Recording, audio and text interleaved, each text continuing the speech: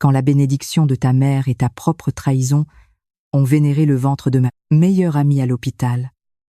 Alors que tu me laissais totalement seule, tu as oublié un détail crucial. Un simple coup de téléphone à mon père a suffi pour faire s'effondrer ton piédestal de mensonges et réduire ta dignité en cendres. Tu seras forcé de te mettre à genoux, couvert de honte. Au moment même où cette requête en divorce mettra fin à ta misérable mascarade pour toujours, avant que l'histoire ne commence, dites-moi dans les commentaires de quelle 3 villes ou de quelle région vous nous regardez. J'adorerais le savoir. Et n'oubliez pas d'aimer, de vous abonner et de cliquer sur la cloche pour aider cette chaîne à grandir. La lumière du soleil matinal qui perçait à travers l'entrebâillement des rideaux n'apportait aucune chaleur à Sophie. Au lieu de cela, la lumière semblait dissiper les ombres pour exposer le profond chagrin qui lui serrait la poitrine. Dans le 7e mois de sa grossesse, chaque mouvement du bébé dans son ventre aurait dû être une source de joie partagée. Mais pour Sophie, ce minuscule abattement de cœur était son seul compagnon face à la froideur et à la distance. De son mari. Maxime. Sophie grimaça en essayant de s'asseoir dans le lit. Les vases de son dos, lui, faisaient l'effet d'être ancrés par des poids de plomb. Le prix physique de la vie qu'elle portait, dans un coin de leur spacieuse chambre parentale, Maxime était occupé à ajuster sa cravate devant le grand miroir. Il était élégant dans sa chemise cintrée bleu marine. Mais ses yeux, reflétés dans la glace, n'accordaient aucune place à sa femme. « Mon amour » appela doucement Sophie. Sa voix était éraillée par la fatigue et les nausées matinales. Maxime ne se retourna pas. Il se racla simplement la gorge, ses doigts nouant habilement sa cravate avec une précision rigide. « Quoi encore ? Ne me dis pas que tu as encore besoin de moi pour quelque chose. Je vais être en retard. » Sophie prit une profonde inspiration, essayant de réprimer la brûlure qui montait dans sa gorge. « Aujourd'hui, c'est ma consultation avec le docteur Moreau. Je suis dans mon 3e trimestre. Maxime, le docteur a dit qu'il était important de vérifier la position du bébé. Pourrais-tu, s'il te plaît, me déposer à la clinique ?» Les mains de Maxime s'arrêtèrent, mais seulement pour laisser échapper un lourd assoupir. Il se tourna vers Sophie avec le regard d'un patron face à une employée massivement incompétente. « Sophie, nous en avons déjà parlé. Il y a un immense conseil d'administration au cabinet aujourd'hui. Ton père supervise personnellement la séance. Tu sais à quel point ce projet est important pour ma carrière, n'est-ce pas ? Ne sois pas plus égoïste juste pour un examen de routine auquel tu peux très bien te rendre tout à seul. Je ne suis pas égoïste. Maxime, mais j'en suis à 7 mois et j'ai des vertiges qui surgissent de nulle part.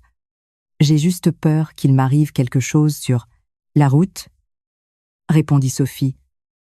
La voix tremblante, elle espérait qu'il remarquerait l'épuisement gravé sur son visage ou qu'il toucherait au moins son ventre rebondi pour la soutenir.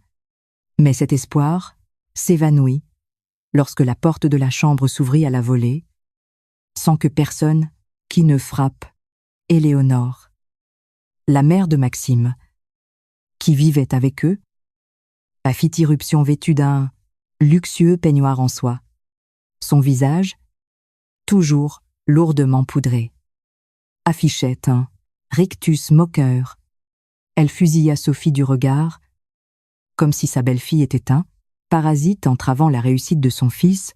« Oh, pour l'amour du ciel, Sophie, il est trop tôt pour ces jérémiades. Dramatique. » lança sèchement Éléonore, brisant le silence de la pièce. « Quand j'étais enceinte de Maxime, je faisais des doubles gardes et je marchais des 11 kilomètres dans la neige pour faire les courses. Nous n'avions pas ce sentiment de supériorité où le mari doit tout laisser tomber pour faire le chauffeur. Dieu, va juste à la clinique, appelle un taxi, tu survivras.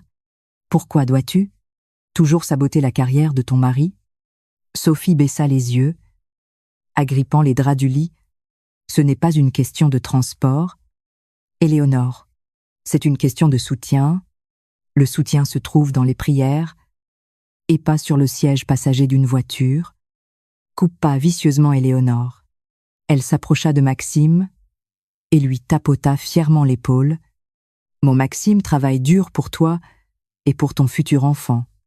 Tu devrais être reconnaissante d'avoir un homme qui subvient à tes besoins. Regarde ton amie, Chloé.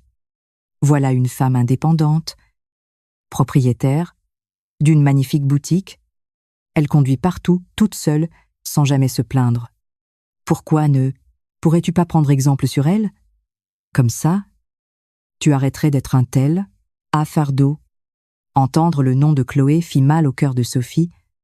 Chloé était sa meilleure amie depuis l'université, sa confidente, mais ces derniers temps, elle s'était éloignée, et entendre sa belle-mère la comparer à une autre femme, juste devant, son mari, ressemblait à un couteau qu'on remuait dans une plaie à vif. Maxime attrapa sa mallette en cuir sur la commode, visiblement revigoré par les paroles de sa mère. « Maman a raison. Tu en demandes beaucoup trop. Sophie, ça m'est égal. Je ne te conduis pas. Débrouille-toi. » Sans un tendre au revoir ni un baiser sur le front, Maxime sortit de la pièce. Éléonore le suivit de près, marmonnant encore des insultes sur la faiblesse des femmes modernes. Sophie resta figée au bord du lit. Les larmes coulaient sur son visage. Mouillant sa chemise de nuit de maternité, ses vertiges furent remplacés par une oppression étouffante dans sa poitrine. Elle se sentait comme une étrangère dans sa propre maison. L'endroit qui aurait dû être son sanctuaire le plus sûr était devenu une prison de jugement. Elle se leva lentement, traînant les pieds vers la cuisine pour aller chercher un verre d'eau. Là, elle trouva Martine, leur gouvernante depuis 2 ans. Elle en fait 8, train de mettre la table. Martine se précipita immédiatement en voyant les yeux gonflés de Sophie. « Madame Sophie, est-ce que vous allez bien ?» Sophie secoua la tête, s'agrippant au bord de l'îlot central de la cuisine. « Je vais bien. Martine, juste un léger vertige.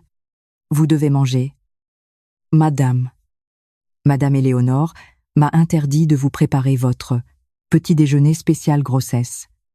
Elle a dit que vous deviez manger ce qu'il y avait sur la table pour arrêter de faire l'enfant gâté, mais je vous ai mis de côté votre smoothie bio en cachette et je vous ai fait une omelette. Elle est cachée dans le micro-ondes. » Martine regarda Sophie avec une profonde pitié. Témoin silencieux de la maltraitance psychologique quotidienne que Sophie subissait de la part de son mari et de sa belle-mère, Sophie sourit amèrement. « Merci, Martine, merci de prendre soin de moi. » La vérité frappa Sophie de plein fouet. Dans cette maison, une employée salariée lui témoignait plus de compassion que les personnes qu'elle appelait sa famille. Elle pensa à son père, Monsieur Richard Laurent. Si son père savait comment ça, fille unique, était traitée comme un déchet, un véritable ouragan s'abattrait sur la carrière de Maxime. Mais jusqu'à présent, elle avait toujours dissimulé les défauts de Maxime devant son père. Elle voulait protéger la fierté de son mari, mais ce matin, quelque chose s'était brisé à l'intérieur de Sophie. Le traumatisme émotionnel accumulé, au fil des mois, avait fini par atteindre son point d'ébullition. Elle caressa son ventre. La petite vie à l'intérieur semblait ressentir le chagrin de sa mère. Sophie ne pouvait pas continuer ainsi. Si elle ne pouvait pas compter sur Maxime, elle devait compter sur elle-même. Mais d'une manière bien différente, Sophie retourna dans la chambre, ignorant ses vertiges. Elle commença à se préparer. Elle enfila sa plus belle robe de maternité et appliqua un peu de maquillage sur son visage pâle pour avoir l'air reposé. Elle n'allait pas se rendre à la clinique avec une allure de victime, tenant son sac de créateur. Sophie ouvrit un tiroir. À l'intérieur se trouvait une vieille carte de visite que son père lui avait donnée, le contact direct de son gestionnaire de crise, et privé qui gérait les urgences de l'entreprise. Sophie sortit son téléphone. Ses doigts tremblaient avant qu'elle ne tape un court message. Elle n'appela pas son père directement pour se plaindre. N'était pas encore le bon moment, mais elle fit un petit geste qu'elle avait toujours évité, par peur de froisser l'ego de Maxime. Elle réserva un service de chauffeur privé haut de gamme pour venir la chercher. C'était un service en luxe. Et la facture serait envoyée directement sur l'adresse électronique professionnelle de Maxime, dans le cadre des avantages santé de son poste de directeur, un poste qu'il n'occupait que grâce à l'influence de son beau-père. Lorsqu'elle arriva dans le salon, Éléonore était assise sur le canapé, sirotant son thé matinal. Elle la dévisagea de la tête aux pieds. « Et où crois-tu aller ?» Accoutrée de la sorte, Sophie ne s'arrêta pas. Elle continua de marcher vers la porte, la tête haute, à la clinique, toute seule, exactement comme Maxime et toi le vouliez, heureuse de voir que tu as enfin retrouvé la raison. Ricana Éléonore, avec sarcasme. Sophie ouvrit la porte d'entrée, une berline noire de luxe, élégante et imposante, l'attendait. Ce n'était pas un simple taxi. Elle monta à l'intérieur, sans un regard en arrière. Dans l'habitacle en cuir frais du véhicule, Sophie y serrait fermement son téléphone. Elle décida qu'elle n'allait pas seulement tout faire contrôler sa grossesse aujourd'hui, elle allait confirmer un doute insidieux qui hantait les recoins de son cœur. Une chose était sûre, à partir de cet instant précis, Sophie avait fini de jouer l'épouse obéissante pour protéger les sentiments de gens qui ne s'étaient jamais souciés d'elle. Assise à l'arrière du véhicule de luxe qui naviguait silencieusement dans les rues de Paris, Sophie ressentit une angoisse étrange dans sa poitrine. Ce n'était plus seulement une tristesse paralysante, mais une nervosité aiguë, une hypervigilance. Utiliser les privilèges professionnels de Maxime était une petite déclaration prouvant qu'elle avait encore des griffes, même si, en ce moment, elle se sentait comme un oiseau à l'aile brisée. Elle regarda par la fenêtre, observant les grands immeubles défiler, essayant de se distraire des légères crampes pelviennes provoquées par la tension. À son arrivée devant la prestigieuse clinique privée, le chauffeur lui ouvrit respectueusement la porte. Sophie descendit, sentant le courant d'air frais venant des portes du hall, mais ses pas s'arrêtèrent soudainement juste devant l'entrée. Ses yeux se figèrent sur une berline blanche bien trop familière, garée non loin du service voiturier, la plaque d'immatriculation, l'ornement sur le tableau de bord, et même la petite rayure sur le pare-choc qu'elle avait accidentellement faite l'année dernière. C'était la voiture de Maxime. Le rythme cardiaque de Sophie s'accéléra. Sa poitrine menaçait d'exploser. Maxime n'avait-il pas dit qu'il avait un conseil d'administration capitale avec son père? Ne lui avait-il pas hurlé dessus ce matin parce qu'elle le dérangeait? Son esprit s'emballa. Maxime était-il malade? Y avait-il eu une urgence? Une minuscule lueur d'espoir traversa son esprit. Être que Maxime s'était senti coupable et avait décidé de la rejoindre. Sophie pressa le pas, ignorant la lourdeur dans le bas de son dos. Elle entra dans le hall bondé, ses yeux cherchant frénétiquement son mari, mais ce qu'elle découvrit quelques instants plus tard ne brisa pas seulement son espoir. Cela anéantit son existence entière en tant qu'épouse. Dans le couloir menant à l'aile de la maternité, Sophie les vit. Maxime était là, mais il n'était pas seul. À sa droite, Éléonore marchait avec un visage rayonnant de joie, un sourire sincère que Sophie ne lui avait jamais vu lui être. Et à la gauche de Maxime, vêtue d'une robe de maternité fluide de couleur pastel, se trouvait Chloé, sa meilleure amie, la femme à qui elle se confiait, celle qui lui avait envoyé un message de prière pour un accouchement sans danger la nuit précédente. Le monde sembla s'arrêter pour Sophie. Elle se cacha derrière un large pilier, près de la pharmacie, tout son corps tremblant. À une dizaine de mètres de là, elle avait une vue dégagée sur cette scène destructrice. Maxime avait son bras, enroulé de manière protectrice autour de la taille de Chloé, comme s'il était, terrifié à l'idée qu'elle puisse trébucher. De temps à autre, Maxime murmurait quelque chose à l'oreille de Chloé, la faisant glousser et appuyer sa tête contre son épaule. C'était une démonstration d'affection que Sophie n'avait pas que ressentie depuis des mois. Doucement, « Mon cœur, fais attention où tu marches. » Sophie entendit la voix de Maxime. Elle était douce et pleine d'inquiétude, exactement le même ton qu'il avait utilisé lorsqu'il avait demandé la main de Sophie à son père. Eleonore intervint, frottant le dos de Chloé.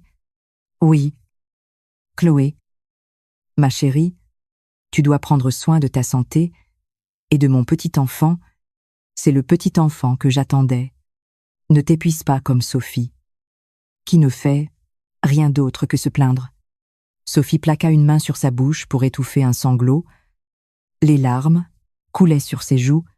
La douleur ne venait pas seulement de la trahison, c'était la trahison de la part des personnes mêmes qu'elle considérait comme sa famille. Comment son mari, sa belle-mère et sa meilleure amie avaient-ils pu conspirer pour la poignarder dans le dos pendant qu'elle portait l'enfant de ce même homme? Les vertiges revinrent, beaucoup plus forts cette fois-ci, l'obligeant à s'appuyer contre le mur froid en marbre. Au milieu de sa désorientation, une voix grave l'appela. « Sophie, est-ce que vous allez bien ?» Sophie se retourna, pâle et les yeux gonflés. Devant elle se tenait le docteur Moreau, son obstétricien et un ami proche de son père, l'air profondément inquiète. Docteur Moreau. Sophie essaya de parler, mais échoua. Le médecin la soutint immédiatement, la guidant pour s'asseoir sur un banc à proximité. « Vous êtes d'une pâleur extrême, Sophie, et vous hyperventilez. Ce n'est pas bon pour le bébé. Que s'est-il passé? Où est Maxime? J'aurais juré l'avoir vu tout à l'heure. » Sophie baissa simplement les yeux, ses larmes tombant sur son sac de créateur. Elle ne pouvait pas parler. En voyant sa réaction, le docteur Moreau comprit, instantanément, que quelque chose de terrible se passait. Il jeta un coup d'œil dans le couloir où Maxime, Éléonore et Chloé avaient disparu.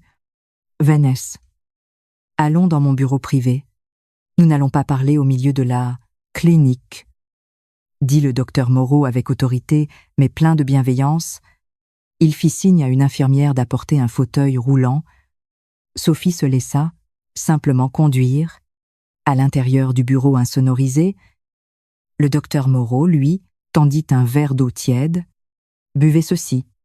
Calmez-vous. Vous êtes enceinte. Sophie, ce niveau de stress pourrait être extrêmement dangereux pour le bébé. Je ne parle pas seulement en tant que votre médecin en ce moment, mais en tant qu'ami de votre père. Qu'est s'est-il passé exactement? » Ils étaient là. Docteur, Maxime, sa mère et Chloé.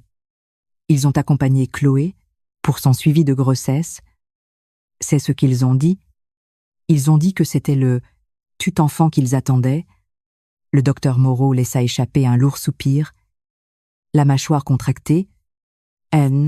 Tant que médecin, il savait que Chloé était aussi sa patiente, mais il était lié par les Secret Medical. Cependant, et voir Sophie dans cet état d'effondrement déclencha son instinct paternel. « Vous devez être forte. Sophie, si vous ne pouvez pas vous battre pour vous-même, battez-vous pour la vie qui est dans votre ventre. Ne les laissez pas tuer votre espoir, » dit fermement le docteur Moreau. Sophie leva les yeux. Les mots « ne les laissez pas tuer votre espoir » résonnèrent dans son esprit. La tristesse paralysante se transforma lentement en une détermination froide et tranchante. Elle essuya ses larmes, laissant là, trace d'une rage nouvellement allumée. Je veux un examen complet et détaillé aujourd'hui. Docteur Moreau, j'ai besoin de tout mon dossier médical et, si possible, j'ai besoin de votre aide pour me confirmer certaines choses. Sans enfreindre la loi, murmura Sophie. Sa voix se stabilisant, après un examen épuisant, Sophie ne rentra pas tout de suite chez elle. Elle se attint dans un coin sombre du parking souterrain, observant la porte de sortie de la clinique. Son esprit fonctionnait beaucoup plus vite que sa douleur. Elle sortit son téléphone et ouvrit l'appareil photo. Elle s'approcha lentement de la zone de stationnement, se cachant derrière une grande camionnette. Elle savait qu'ils allaient bientôt sortir, et en effet, Maxime apparut. Le bras autour des épaules de Chloé, à côté d'eux, Éléonore tenait fièrement un cliché d'échographie imprimé. Avec un sourire triomphant, Sophie appuya sur le bouton d'enregistrement.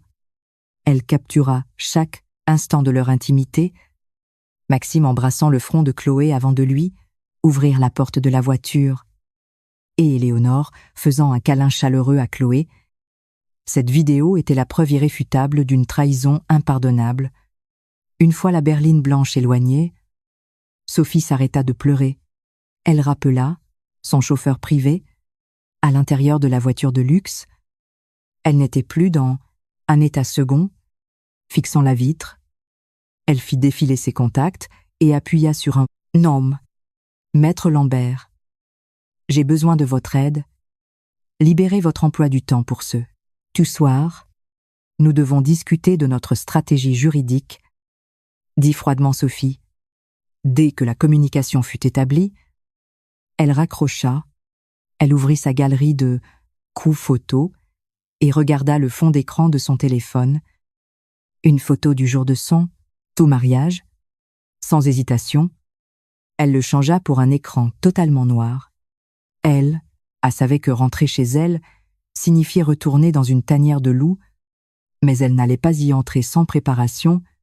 Elle fit une sauvegarde de la vidéo dans un dossier caché sur le cloud, une petite étape pour s'assurer que Maxime, qui se croyait l'homme le plus intelligent du monde, ne la trouverait pas. Le sol de l'hôpital, avec son odeur froide d'antiseptique, semblait s'infiltrer sous la peau de Sophie, glaçant son sein. Derrière un large pilier, elle s'était lentement laissée glisser pour s'asseoir. Mais la douleur physique n'était rien comparée au poids sur sa poitrine. Elle serra son ventre dans ses bras, essayant de protéger son bébé et la conversation toxique qui se déroulait à quelques mètres de là. Ne bouge pas trop. Chloé, rappelle-toi ce que le docteur a dit. Cette grossesse est très précieuse. La voix d'Éléonore était claire, dégoulinante d'une protection que Sophie n'avait jamais reçue. Sophie ferma les yeux avec force. Je vais bien. Éléonore, Maxime prend très bien soin de moi. J'ai juste quelques nausées matinales, répondit Chloé. Bien sûr que je vais prendre soin de toi, dit Maxime, sa voix pleine d'assurance. Dénuée de toute culpabilité, concentre-toi juste sur ta santé, sur notre bébé. Je m'occuperai de tout à la maison pour que Sophie ne te stresse, passe. Et puis vinrent les mots qui plantèrent le dernier clou dans le cercueil de la confiance de Sophie. Dieu merci, marmonna Éléonore. Honnêtement, je suis tellement heureuse. Touès a vraiment la belle-fille idéale. Chloé, belle, indépendante. Et surtout, tu fais honneur à cette famille en portant l'enfant de Maxime, pas comme l'autre. Adé, peine enceinte et déjà pleine de drames. Un fardeau total. J'ai hâte que vous soyez officiellement ensemble. Sophie serra la mâchoire pour empêcher ses sanglots de s'échapper.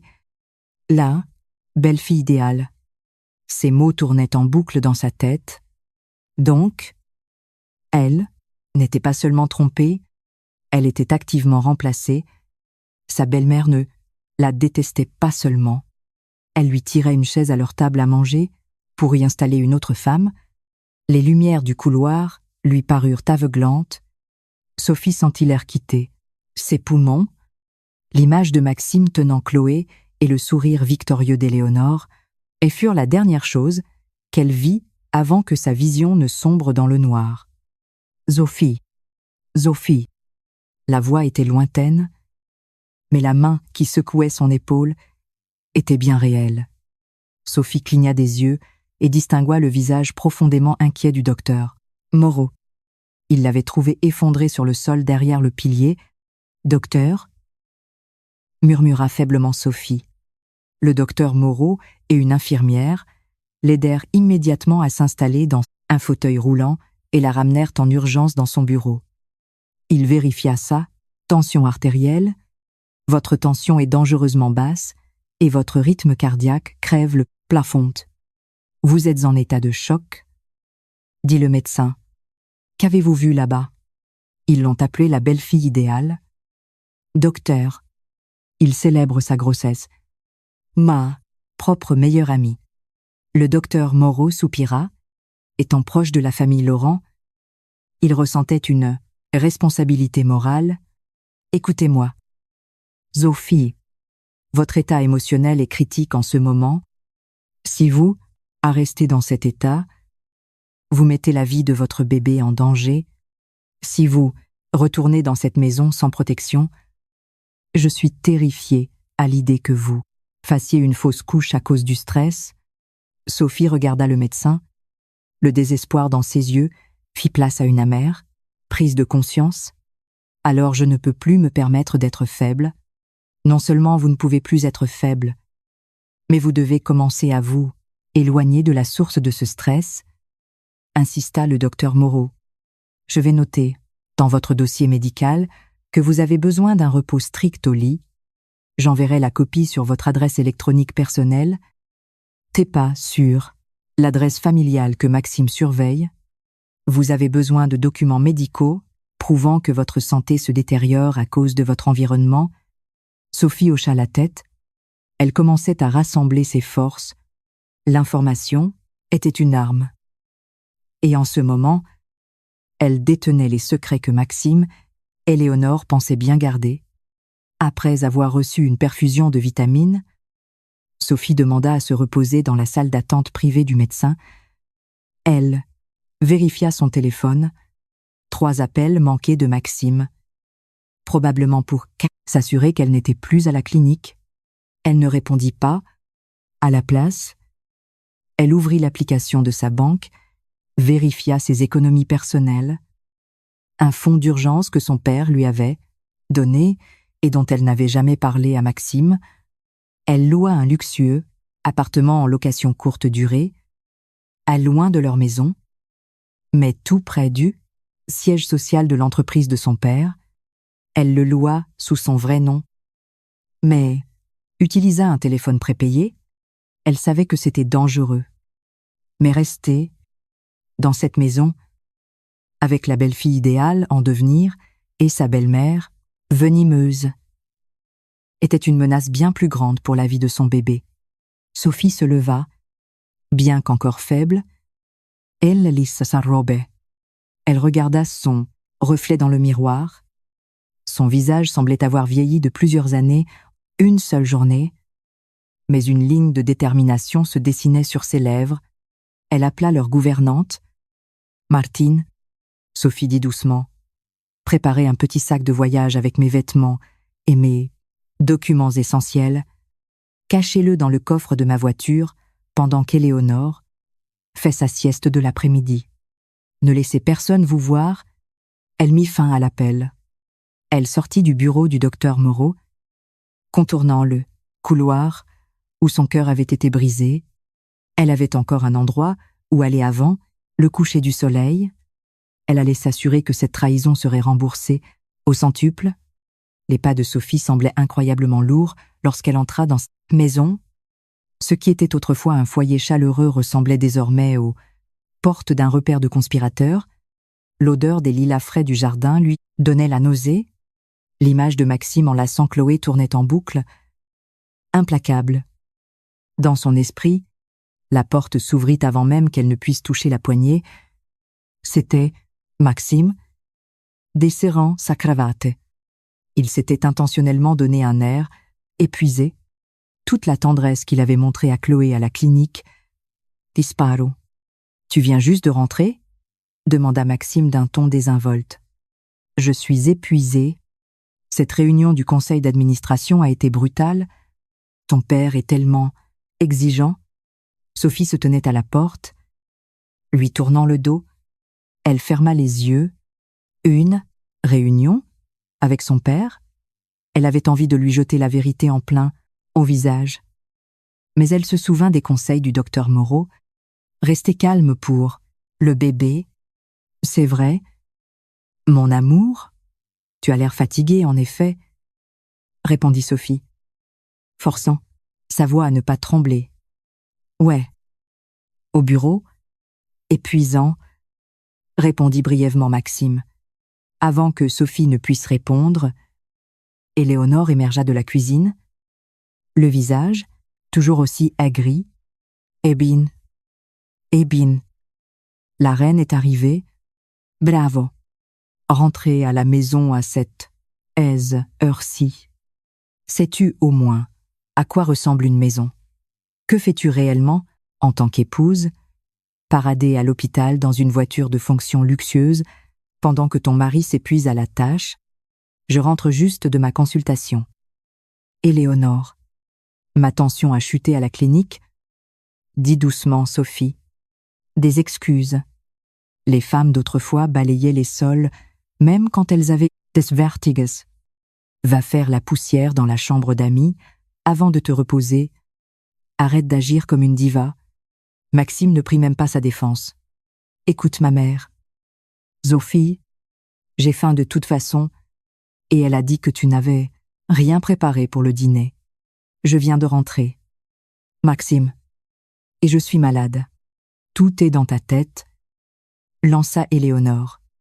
Nettoie la chambre d'amis tout de suite, et tant que tu n'as pas fini, elle n'espère même pas avoir une place à table. Sophie regarda Maxime, espérant qu'il se souviendrait qu'elle portait son enfant.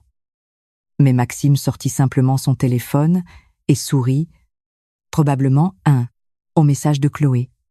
Alors que Sophie se dirigeait vers la cuisine, une main l'attira dans la buanderie sombre.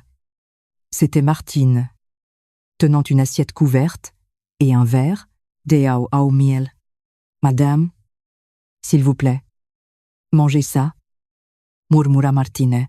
« Madame Éléonore m'a interdit de cuisiner pour vous, mais je n'ai pas pu m'en empêcher. Je vous ai préparé en cachette un croque-monsieur et un velouté de tomates. Ce que vous aimez quand vous n'allez pas bien, mangez un peu pour reprendre des forces. » Sophie fixa l'assiette, les larmes aux yeux, dans cette immense maison, et seule, une gouvernante, la traitait comme un être humain. Elle prit une bouchée, en main tremblante. Avaler lui donnait l'impression d'avaler du verre brisé. « Merci. Martine, » murmura-t-elle. « De rien.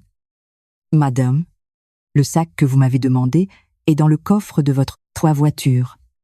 Je l'ai sorti en douce pendant que Madame Éléonore téléphonait dans le jardin. » Sophie hocha la tête. Sa décision était prise. En mangeant, elle entendit Maxime et Éléonore rire dans le salon. Son cœur se glaça.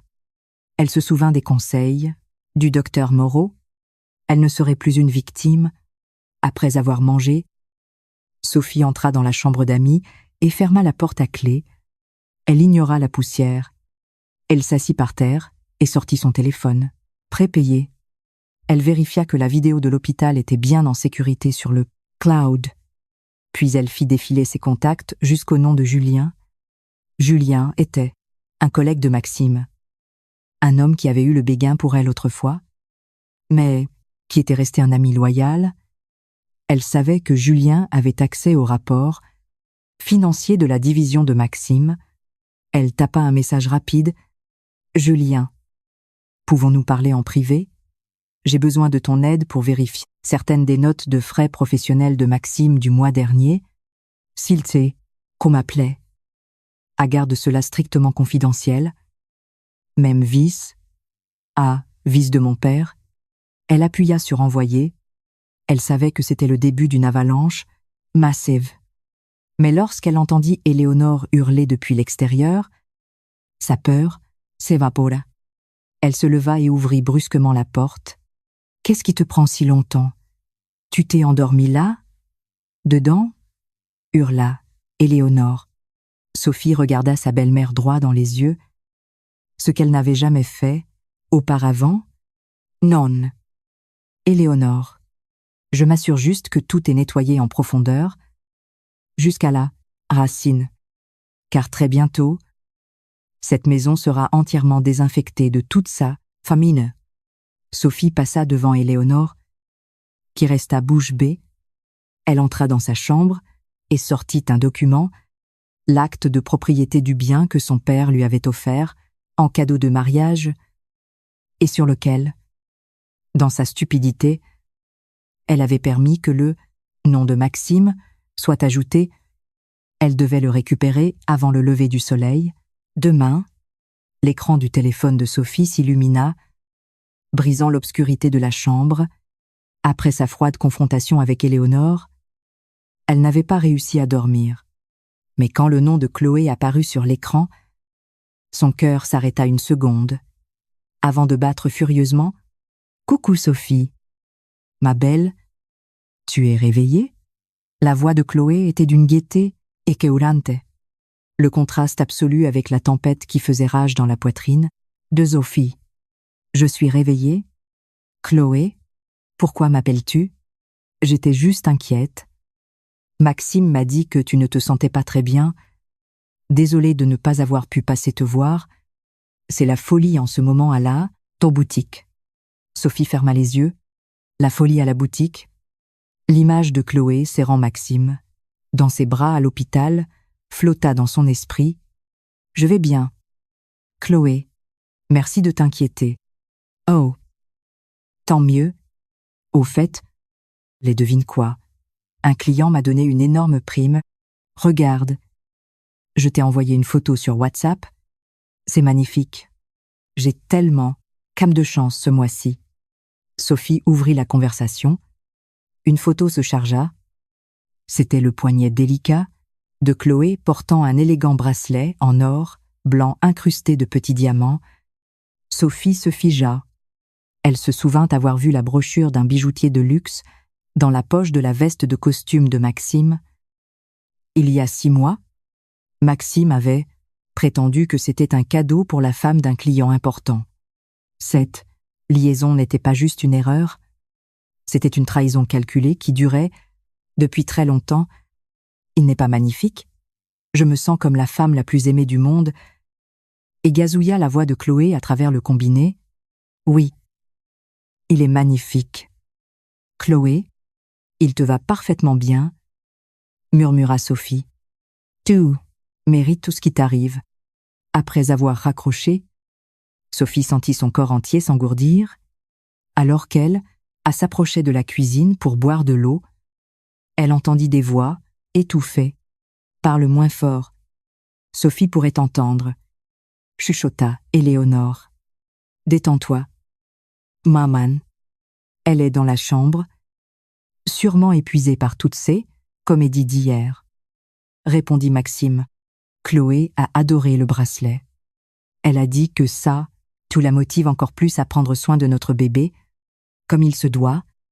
Chloé est une femme capable, pas comme ta femme qui ne fait que se reposer sur la position de son père. Je t'ai dit il y a longtemps que je préférais Chloé pour toi. Si ce n'était pas pour l'argent de Richard Laurent, je ne t'aurais jamais laissé épouser Sophie. Je sais. Maman, nous sommes sur le point de sécuriser tous les actifs à nos deux, noms. Une fois que Chloé aura accouché, Nous aurons une excuse solide pour écarter Sophie progressivement. Même M. Laurent ne pourra rien faire si nous avons la preuve que Sophie est une mère inapte et déséquilibrée. Le monde de Sophie vola de nouveau en éclats. Sa belle-mère était la metteuse en scène de ses souffrances, mais elle ne pleura pas. Ses yeux étaient totalement chèches, remplacés par le feu glacial de la rage. Elle retourna dans sa chambre, ouvrit son téléphone prépayé. Elle transféra la photo du bracelet à Julien.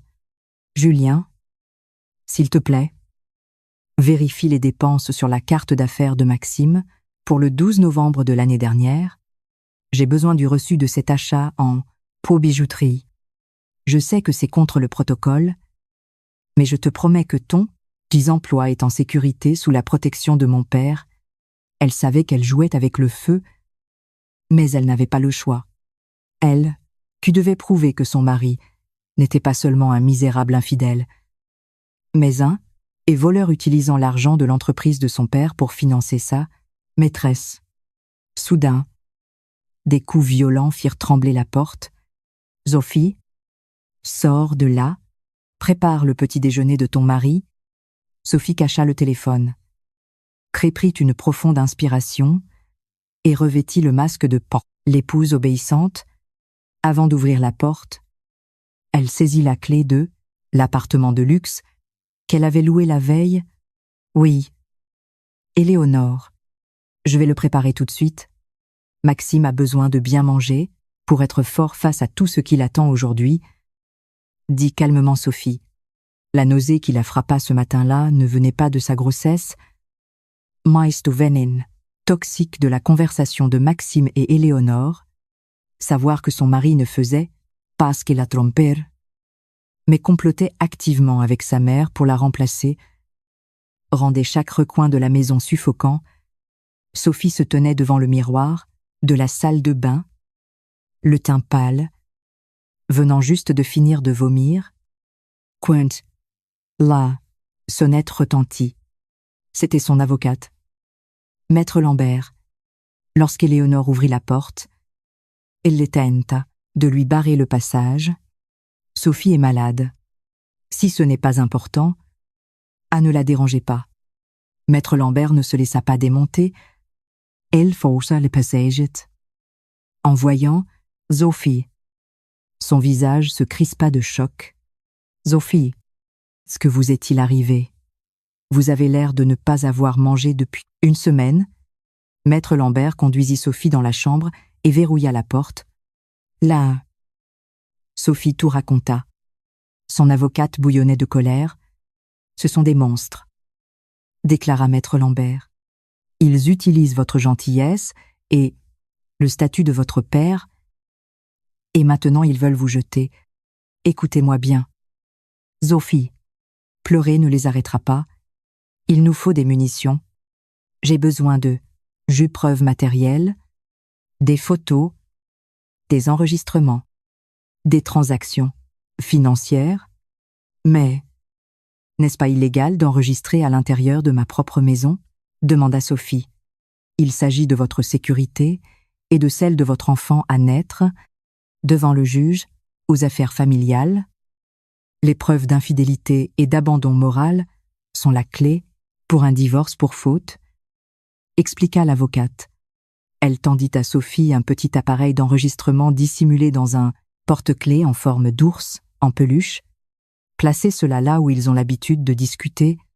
Et encore une chose, restez, et faible, et soumise devant eux, laissez-les prendre leurs aises, car c'est à ce moment-là qu'ils commettront des erreurs. Sophie hocha la tête, ressentant un élan de force nouvelle, non pas pour endurer, mais pour détruire. Cet après-midi-là, alors que Maître Lambert s'apprêtait à partir, Maxime arriva. L'avocate feignit un sourire poli, enchantée de vous rencontrer. Maxime, Sophie dit tellement de bien de vous. Une fois l'avocate partie, Sophie alla aux toilettes, puis, rapidement et silencieusement, elle glissa l'ours, en peluche enregistreur, sous une table, d'appoint dans le salon, l'endroit exact où Maxime et Éléonore avaient l'habitude de comploter le soir, tout en l'ajustant. Elle murmura pour elle-même « Allez-y, parlez autant que vous le voulez, je vous écouterai. » Elle retourna dans le salon, esquissant un petit sourire, forcé à l'attention de Maxime. Pendant ce temps, dans la poche de sa robe de maternité, elle attendait le message de Julien qui confirmerait les transactions financières illégales de son mari. Chaque tic-tac de l'horloge comtoise dans le salon résonnait comme un coup de marteau dans le crâne de Sophie. Après avoir placé l'enregistreur, le sommeil était devenu une veille épuisante. Mais la tension atteignit son point de rupture le lendemain. La porte d'entrée s'ouvrit bruyamment, même si Maxime était censé être au bureau. Éléonore entra, l'air absolument ravi, et à son bras se trouvait Chloé. Et vêtue d'une robe de grossesse hors de prix, entre eux, « Ma chérie, ne sois pas timide. Ce sera ta maison à toi aussi, » annonça Éléonore. Sophie se leva. « Que signifie tout cela ?»« Oh !»« Salut, Sophie, » dit Chloé en enlevant ses lunettes de soleil. « Désolée pour la, en surprise. Éléonore m'a invitée pour une collation spéciale. Ne l'appelle pas Éléonore comme si tu faisais partie de la famille. » Lance, froidement Sophie. Éléonore bondit en avant. « Hey, surveille ton langage. Sophie, Chloé est une invitée de marque. Elle porte, mon petit enfant préféré. Son état est bien plus délicat que le tien, puisque tout ce que tu sais faire, c'est te plaindre. Va lui préparer un jus de fruits, pressé, et coupe-lui des quartiers de pommes. » Sophie resta immobile. « Je ne suis pas une bonne. » Éléonore. « Et Chloé n'est pas une invitée qu'on sert. Dans cette maison, qu'est-ce que tu as dit ?» Les yeux d'Éléonore s'écarquillèrent de fureur. « Tout n'est qu'un fardeau inutile. Dépêche-toi. » Chloé feignit un vertige, se tenant la tête. « Ce n'est rien. Éléonore, je ferais mieux de partir. »« Non. Tu restes ici même. » hurla Éléonore. « Attends un peu. Maxime va rentrer d'une minute à l'autre. Il n'appréciera pas du tout la façon dont sa feignasse de « tu femme te traite. » Pile à ce moment, Maxime franchit le seuil de la porte. Sa surprise fondit instantanément pour se transformer en un sourire chaleureux lorsqu'il vit Chloé. « Que se passe-t-il ici ?» demanda-t-il en se précipitant vers Chloé. Ignorante, totalement Sophie. « Ta femme. Je lui ai demandé de faire un jus pour Chloé. Et elle l'a insultée. » se plaignit Éléonore. Maxime foudroya Sophie du regard, les yeux brûlants de colère. « Quel est ton problème ?»« Sophie, Chloé est notre invitée. Elle est enceinte. Pourquoi te comportes-tu ainsi ? C'est ta maîtresse. »« Maxime, et tu l'as amenée dans ma maison juste devant moi ?» hurla Sophie. Les larmes finissant par couler, soudain, Chloé se tint la poitrine. « Allez-t'en-tu, Maxime, ma poitrine. » J'ai la tête qui tourne. Maxime paniqua et enlaça Chloé. « Arrête la comédie. »« Chloé !» cria Sophie, dégoûtée par cette mise en scène théâtrale. « Ça suffit !» rugit Maxime. Quand Sophie fit un pas en avant pour les confronter, Maxime la repoussa, violemment. Sophie fut projetée en arrière. Le bas de son dos heurta violemment le bord tranchant de la table basse en marbre avant qu'elle ne s'effondre sur le pot sol. Une douleur aveuglante traversa son corps. Elle gémit, s'agrippant le ventre. Maxime se figea. Une lueur de regret traversa son visage. Mais Éléonore lui tira immédiatement le bras. « Laisse-la. Elle simule. Regarde Chloé. C'est elle qui a vraiment mal. Et mène-la dans la chambre d'amis. » Maxime souleva Chloé dans ses bras et la porta dans la chambre d'amis sans accorder un second regard à Sophie. Avant de fermer la porte, Éléonore lança à Sophie un sourire triomphant. Sophie resta sur le sol. La douleur dans son cœur se transforma en glace. Dans la chambre d'Amy, son mari s'occupait d'une autre femme, tandis qu'elle, son épouse légitime, était laissée en boule sur le carrelage. Martine accourut de la cuisine, le visage livide de terreur. Elle aida Sophie à s'asseoir. « Oh mon Dieu, madame, vous allez bien ?» Sophie ne répondit pas. Ses yeux étaient fixés sur la table d'appoint où l'enregistreur était caché. Elle savait que tout ce qui venait de se passer, le cri de Maxime, la bousculade violente, les aveux d'Éléonore, étaient enregistrés. Une fois de retour dans sa chambre, Sophie saisit son téléphone prépayé. 16 mains ne tremblaient plus de peur, mais d'une rage contrôlée et meurtrière. Elle prit une photo d'un document qu'elle avait subtilisé dans la mallette de Maxime la veille au soir, un reçu d'acompte pour une maison au nom de Chloé. Avec Maxime comme garant, elle prit une profonde inspiration et envoya un message à son père. « Richard, Laurent, papa, que peux-tu venir à la maison demain, à 10h du matin, sans le dire à Maxime? J'ai quelque chose à te montrer. Cela concerne l'avenir de ton petit enfant. » Juste après l'avoir envoyé, elle supprima le message. Elle s'allongea sur le lit. Elle savait qu'inviter son père détruirait Maxime, mais elle savait aussi qu'à partir de ce jour, elle n'avait plus de foyer où retourner, à moins de détruire d'abord cette cage, la douleur persistante dans le bas de son dos, due à la poussée de Maxime, était le rappel final que sa patience était épuisée. Allongée dans son lit, elle pouvait entendre Éléonore et Chloé rire dans le salon. Chaque souvenir de Maxime, la suppliant de faire attention au budget et d'économiser de l'argent, lui, acérait la poitrine. Elle avait tout cru, mais un message de Julien changea tout.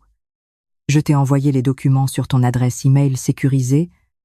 C'est pire que ceux que nous pensions. » Sophie ouvrit son ordinateur portable. Son monde s'écroula complètement. À l'écran, une liste de transactions de la carte d'affaires corporate de Maxime, des demandes de remboursement de frais, des dîners de luxe les soirs où il prétendait faire des heures supplémentaires et manger des nouilles. Instantané, un achat pour un sac de créateur, exactement le même sac que Chloé portait hier, des paiements de loyer pour un appartement de luxe, à l'adresse de Chloé. Maxime n'était pas ruiné. Il volait l'argent de l'entreprise du père de Sophie pour financer sa maîtresse, tout en forçant sa propre femme, enceinte, à découper des bons de réduction pour préparer la naissance. Un véritable monstre, murmura Sophie. La larme qui coula n'était pas de tristesse, mais de pure fureur absolue. Julien l'appela. « Tu as vu, Sophie ? Maxime est un idiote. Il a caché toutes les dépenses de Chloé dans le budget d'un projet de développement majeur. C'est plus que suffisant pour porter plainte. Détournement de fonds, abus de biens sociaux et fraude fiscale.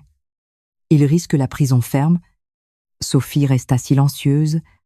Détruire Maxime signifiait traîner le nom de l'entreprise de son père dans un scandale, mais le laisser s'en tirer serait un déshonneur encore pire.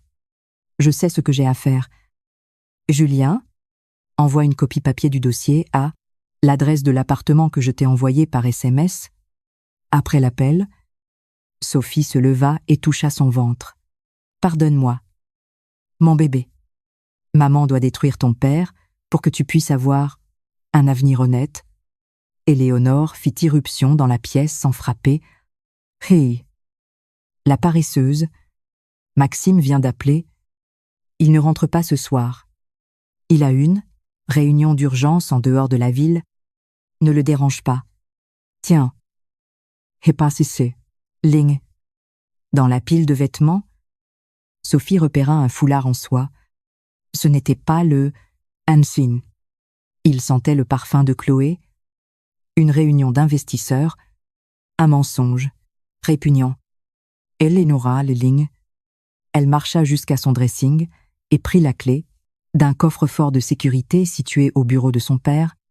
Elle descendit silencieusement vers le bureau de Maxime, à la maison. Une pièce, où il lui était interdit d'entrer, s'était fermée à clé. Elle tâtonna le dessus, du cadre de leur portrait de mariage accroché au mur, et trouva la clé de « Rechange ». Une fois à l'intérieur, elle commença à fouiller. Elle ne cherchait pas d'espèces. Elle cherchait des tampons de l'entreprise et des chéquiers personnels. Au fond d'un tiroir, elle trouva une enveloppe brune scellée portant la mention « Propriété confidentielle ». Elle l'ouvrit d'un geste sec. À l'intérieur, trouvait l'acte de propriété d'une luxueuse villa à Deauville, achetée le mois dernier. Elle était au nom de Chloé et de Maxime. C'était un transfert systématique de la richesse de sa famille. Soudain, elle entendit des pas, rapides et lourds. Maxime. Il était rentré plus tôt que prévu. Sophie se figea.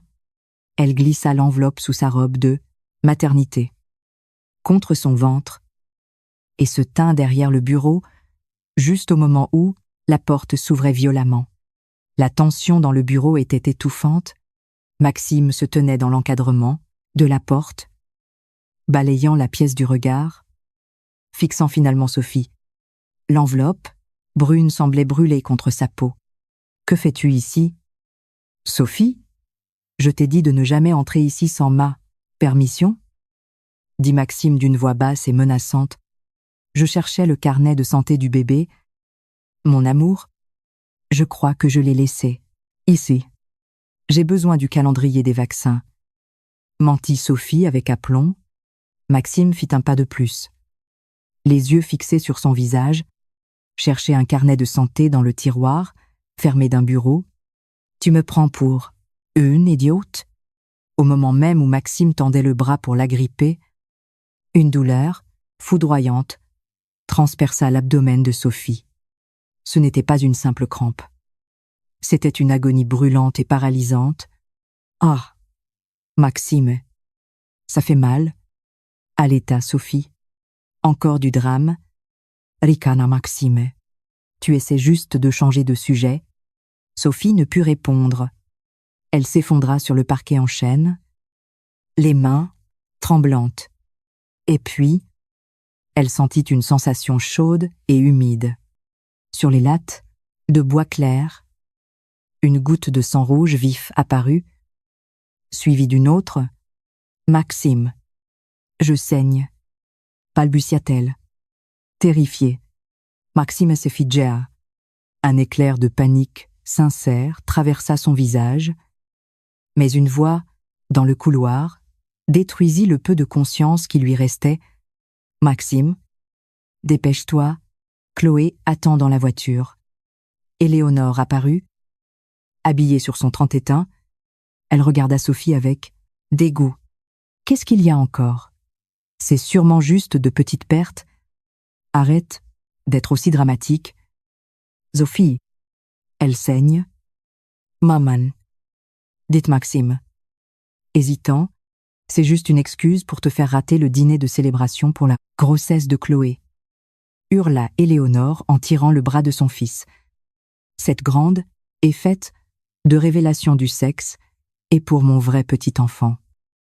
Pas pour celui qui ne cause que des maux de tête. Martine est là. Elle va s'en occuper. Maxime regarda de nouveau Sophie. D'un côté, sa femme en train de saigner, à l'autre, son ambition, sa mère, et la femme qu'il désirait vraiment. « Maxime, je t'en suppliais, emmène-moi voir le docteur Moreau, » implora Sophie. « Appelle un Uber. Je ne peux pas annuler ça. C'est une question de respect pour Chloé et sa famille, » dit froidement Maxime, avant de tourner les talons et de suivre sa mère à l'extérieur. Le bruit de leurs pas qui s'éloignaient fut le son le plus atroce que Sophie ait jamais entendu. Elle avait été abandonnée, à la clinique. Sophie était allongée, reliée à une perfusion, luttant pour sauver son bébé. L'avertissement du docteur Moreau était sombre. Sophie, c'est l'ultime avertissement de votre corps. Un autre choc émotionnel, sévère, et je ne pourrai plus garantir la survie du bébé. Où est votre mari? Sophie secoua simplement la tête, les larmes coulant à flots. Il est très occupé. Docteur. Sur la télévision de sa chambre VIP, une page locale de potins mondains, sa ficha via Instagram. Maxime. Éléonore et Chloé, riant aux éclats dans un restaurant 5 étoiles, posant devant une banderole où l'on pouvait lire « Célébration pour le bébé de Chloé ». Le cœur de Sophie se brisa en 1 million de morceaux. Pendant qu'elle luttait pour la vie de leur enfant, son mari célébrait la grossesse d'une autre femme, financée avec l'argent volé à l'entreprise de son père. Sophie prit son téléphone. Elle composa la ligne directe de son père. Dès qu'elle entendit la voix de Richard Laurent, ses défenses s'effondrèrent. « Allô, Sophie? Ah, ma chérie? Pourquoi m'appelles-tu? Papa? » Sophie fondit en larmes, sanglotant. « Papa, s'il te plaît, aide-moi. Que s'est-il passé? Où es-tu? » demanda son père. La voix instantanément teintée, d'alerte. « Je suis à la clinique. Papa, j'ai commencé à saigner. Et Maxime. Il m'a laissé sur le sol pour aller fêter la grossesse d'une autre femme. » Richard Laurent tomba dans un silence de mort, mais Sophie pouvait entendre ça, respiration lourde et saccadée. Ils ont une liaison. Papa, il utilise l'argent de l'entreprise pour acheter à Chloé une villa à Deauville et des bijoux en diamant. J'ai toutes les preuves. J'ai des enregistrements. Un long et terrifiant silence s'ensuivit. Attends là où tu es, ma chérie, et retiens bien ceci. À partir de cette seconde, précise, tu ne parles plus de cet homme comme de ton mari. Il est mort pour cette famille. Après l'appel, un poids énorme s'envola des épaules de Sophie, mais elle savait que le véritable ouragan ne faisait que commencer. Elle sortit l'enveloppe brune de son sac et envoya un message à Maître Lambert. « Maître, exécutez le plan B. Je ne veux pas seulement un divorce. Je veux qu'il se retrouve absolument sans rien. Il ne doit même plus pouvoir s'acheter les vêtements qu'il porte. » Sophie ferma les yeux. Elle allait laisser la douleur persistante dans son ventre lui rappeler qu'à partir de demain, la douce et conciliante Sophie n'existait plus. Elle était la tempête qui allait raser le monde de Maxime. Le bip régulier du moniteur cardiaque dans la chambre VIP de la clinique semblait égrener le compte à rebours de la patience restante de Sophie. La porte s'ouvrit et M. Laurent entra. Le visage figé dans un masque de rage, absolue et terrifiante, en voyant sa fille allongée là, pâle et reliée aux machines. Ses épaules tremblèrent. « Sophie !» La voix de M. Laurent vacilla. « Je suis tellement désolée. Papa, je t'ai caché la vérité pendant si longtemps. » murmura Sophie. « Ne t'excuse pas. Ma chérie, c'est moi qui devrais m'excuser. Je n'avais pas réalisé que le serpent que j'ai promu dans ma propre entreprise était un loup qui dévorait ma propre fille. » Sophie lui tendit l'enveloppe brune. « Tout est là. Papa, pas seulement sa liaison avec Chloé, mais toutes les preuves de la façon dont il a utilisé l'entreprise pour la financer. Il t'a volé à travers moi. » Monsieur Laurent ouvrit l'enveloppe. À mesure qu'il lisait chaque page, son au visage devint cramoisi. Maître Lambert entra, a suivi de Julien. « Monsieur Laurent, le projet est prêt, » annonça Maître Lambert. « En nous basant sur les preuves, il ne s'agit pas seulement d'un divorce, c'est un dossier en béton, armé pour abus de biens sociaux, fraude fiscale et détournement de fonds. Monsieur Laurent se leva. Il n'était plus seulement un père, mais un PDG, impitoyable, prêt à anéantir son ennemi, déposer la plainte immédiatement. Maître, je ne veux plus qu'un seul actif reste, au nom de Maxime. Assurez-vous qu'il sorte de ce mariage sans rien d'autre que la chemise qu'il a sur le dos. Il se tourna vers Julien. Retourne au bureau. Je te donne un accès administratif total. Prépare un audit, complet de chaque centime que Maxime a dépensé au cours des 2 dernières années. Je veux que chaque sou volé soit une balle qui détruira sa carrière de façon permanente. Oui, monsieur. Je lui ai déjà bloqué l'accès au serveur pour qu'il ne puisse pas effacer son empreinte numérique, répondit Julien. Sophie écoutait, ressentant un mélange de soulagement et d'amertume. Elle assistait à la démolition planifiée de l'homme qu'elle avait un jour aimé, mais, lorsqu'elle se souvint de la douleur d'être abandonnée en sang pour Chloé, la moindre once de pitié s'évanouit. « Papa » appela Sophie. « Et pour Éléonore, je veux qu'elle subisse les conséquences de la bénédiction qu'elle leur a donnée. Tout ce dont ils profitent appartient à l'entreprise. Quand tu vas licencier Maxime, ils vont perdre la maison. » Après le départ de l'avocate et de Julien, le silence revint dans la chambre. Monsieur Laurent s'assit près de Sophie. « Repose-toi, ma chérie. Demain marque le début de la fin pour eux. » Mais Sophie ne parvenait pas à dormir. Elle vérifia son téléphone. Un message de « Maxime, je viens de finir la réunion. Épuisé. Dors bien. S. Il se peut que je ne rentre. T'es pas avant demain. » Sophie sourit. Un sourire venimeux. Elle tapa une réponse rapide. « D'accord. À mon amour. Repose-toi bien. Je suis calme maintenant. J'ai confié tous mes problèmes à la bonne personne. » Elle appuya sur envoyer. C'était un appât pour maintenir Maxime dans son confort et son illusion, jusqu'à ce que la lettre de licenciement pour faute lourde, les papiers du divorce le percutent comme un train à grande vitesse. Elle éteignit son téléphone, laissant la nuit recouvrir le plan implacable qu'elle avait mis en marche. Le lendemain matin, Sophie eut l'impression de regarder un film dont elle était la réalisatrice. Sa victoire avait un goût amer.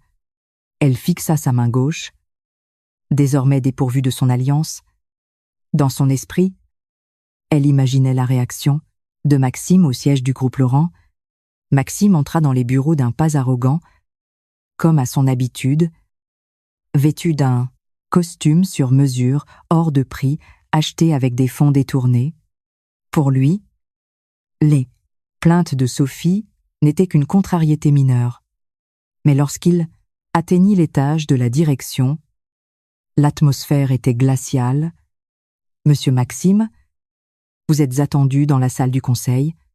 Monsieur Laurent, on vous attend. » et déclara froidement une assistante. Lorsqu'il entra, « Monsieur Laurent, Julien, Maître Lambert et l'ensemble du conseil d'administration étaient là. »« Papa, que se passe-t-il » demanda Maxime. Monsieur Laurent ne répondit pas. Julien s'éleva. « Sur la base d'un audit interne, nous avons découvert des preuves d'abus de biens sociaux et de détournement de fonds, s'élevant à plus de 200 000 €, transférés sur des comptes au nom de Chloé pour l'achat de biens immobiliers et d'articles de luxe. » Maxime pâlit. « Quoi ? C'est un mensonge ? » ?»« Papa, ne les écoute pas. »« Ça suffit, » rugit Monsieur Laurent. « Ne m'appelle plus jamais papa dans cette pièce. Tu es un voleur. » Monsieur Laurent jeta le dossier de preuves en plein sur le torse de Maxime. Avec effet immédiat, tu es licencié pour faute lourde de toutes tes fonctions dans cette entreprise et cette BMW de fonction que tu conduis, ainsi que la maison louée par l'entreprise dans laquelle vous vivez ta mère. Et toi, ce sont des biens de la société, puisque tu ne travailles plus ici. Ils sont saisis. La sécurité est déjà à la maison en train de changer les serrures. Le monde de Maxime s'écroula. « Monsieur Laurent, je vous en supplie, pas la maison. Ma mère y est. Ta mère a eu 30 minutes pour faire un sac avant que la propriété ne soit mise sous scellé. Rends ton badge d'accès et tes clés. » Immédiatement, humilié, Maxime rendit tout. Il sortit de cette salle de conférence non plus comme un directeur, mais comme un homme vaincu et brisé. À l'hôpital, Sophie reçut le compte-rendu détaillé de la part de son père. Elle ressentit un nouveau type d'angoisse. Un Maxime désespéré était un Maxime dangereux. Elle décida d'affronter la tempête de front. « Infirmière, appelez le docteur Moreau. Dites-lui que je me sens plus forte et que je signe une décharge pour sortir, » dit Sophie. Elle savait que c'était risqué, mais elle devait s'assurer que rien n'arrive au objet hérité de sa défunte mère à la maison. Elle retournait en zone de guerre. Des semaines passèrent. La pluie à l'extérieur de la fenêtre de l'hôpital avait enfin cessé, laissant l'odeur de l'asphalte mouillé, un symbole de purification. Pour Sophie, après une saison de mensonges, elle avait l'impression d'avoir mué, remplaçant son ancienne peau par une résilience aiguisée et intouchable. Sophie était assise dans un fauteuil roulant, aidée par Martine. La seule, personne loyale de son passé, Monsieur Laurent attendait dans le hall pour la ramener dans la propriété de son enfance. Mais au bout du couloir, Maxime et Éléonore apparurent. Maxime avait l'air misérable. Ses vêtements étaient froissés et sales. Éléonore portait une robe bon marché délavée. Agrippant un sac de course en plastique, Maxime tomba à genoux devant le fauteuil roulant de Sophie. « Sophie, je t'en supplie. » Sa voix se brisa. « J'ai tout perdu. Quand Chloé a découvert que j'étais renvoyée et ruinée, elle a interrompu sa grossesse, qui a pris tous les bijoux et m'a quittée. Je n'ai plus de maison, plus de travail. S'il te plaît, retire ta plainte. Je serai ton serviteur pour le reste de ma vie. Donne-moi juste un endroit où vivre. » Éléonore s'avança. En pleurs, « Sophie, s'il te plaît, pardonne-nous. Je suis une vieille femme. Je ne peux pas survivre dans une petite chambre de bonne, en grande banlieue. » Sophie les fixa. Il n'y avait aucune pitié dans ses yeux, seulement un dégoût absolu. Elle repoussa les mains de Maxime de ses pieds. « Maxime. » La voix de Sophie était claire et dénuée d'émotion. « Je t'ai déjà pardonné pour ma propre tranquillité d'esprit, mais ne confonds jamais cela avec l'idée que je puisse te reprendre. Tu dis que tu es brisé parce que tu as perdu ton travail et ta maison. Pour moi, tu t'es brisé le jour à la clinique, où tu enlaçais Chloé et laissais ta mère m'insulter. Le moment où tu m'as bousculé, laissé saigner sur le sol pour aller à une fête, mon respect pour toi est mort. Ce jour-là, et quand le respect meurt, aucune quantité d'amour ne peut le ressusciter. » Elle regarda Éléonore. « Et quant à toi, Éléonore, tu avais raison sur une chose. Mon père ne m'a pas élevée pour être vengeresse, mais il m'a appris à savoir exactement quand arrêter de donner mon cœur à des gens qui n'en ont pas. Vous vous méritez tous, les deux, profitez de la vie que vous avez construite. Tu vas juste t'asseoir là et nous regarder souffrir, » hurla Éléonore. Sophie ne répondit pas. Elle fit signe à Martine de pousser le fauteuil roulant. Elles passèrent juste devant eux. Elle pouvait entendre Maxime sangloter sur le sol, tandis que le personnel de l'hôpital et les patients dévisageaient un homme qui avait tout perdu par sa propre avidité. Un mois plus tard, Sophie se tenait sur le balcon de la propriété de son père. Elle était beaucoup plus forte maintenant, et le bébé qui donnait des coups de pied dans son ventre lui offrait un nouveau but dans la vie. Monsieur Laurent, là, rejoignit. Maître Lambert a appelé. Le juge a finalisé le divorce. Tous les actifs t'ont été légalement restitués, déclara son père. Merci. Papa. Et pour eux, ils louent une minuscule chambre dans un quartier malfamé de Seine-Saint-Denis. Maxime travaille sur les quais de chargement d'un entrepôt de logistique. Éléonore passe son temps à se disputer en hurlant avec les voisins. Sophie resta silencieuse. Son esprit allait déjà de l'avant. Papa. Je veux transférer tous les fonds récupérés lors du jugement vers une fondation pour les mères célibataires. Elle ne voulait pas qu'un seul centime soit associé à Maxime. Et encore une chose, je modifie le nom de famille du bébé sur les papiers officiels. Le bébé sera un Laurent. Monsieur Laurent marqua une pause. C'était une décision colossale qui effacerait définitivement Maxime de la vie de l'enfant. Tu es sûre? Ma chérie, Sophie caressa son ventre. Un sourire mystérieux et puissant éclaira ses lèvres. Laisse-le essayer de se battre contre moi pour ça. Son père est un homme qui n'a jamais réellement existé. Je m'assurerai que mon enfant ne connaisse même pas le nom de l'homme qui a failli la tuer, avant même qu'elle ne soit née. Sophie prit le stylo des mains de son père et signa les documents. C'était son ultime étape, pour refermer la porte sur le passé pour toujours. Alors que le soleil se couchait, Sophie regarda l'horizon. Elle n'était plus une épouse, trahie. Elle était Sophie Laurent, une mère prête à réduire la terre en cendres pour protéger son monde. Les pleurs de Maxime n'étaient plus que du vent. Incapable d'atteindre à nouveau son cœur, elle rentra à l'intérieur, laissant les ombres derrière elle, prête à accueillir une aube qui lui appartenait enfin, tout entière. De l'histoire de Sophie, nous apprenons qu'une loyauté sans fin envers la mauvaise personne est simplement un aller simple vers notre propre destruction. N'ayez jamais peur de lâcher le poids mort qui vous tire vers le bas. Mettre fin à une relation toxique n'est pas un échec. C'est la première et la plus cruciale, en des étapes pour sauver votre dignité et protéger votre avenir. Puisse le courage de Sophie nous inspirer tous à défendre farouchement notre propre valeur. Merci de nous avoir accompagnés dans ce voyage émotionnel.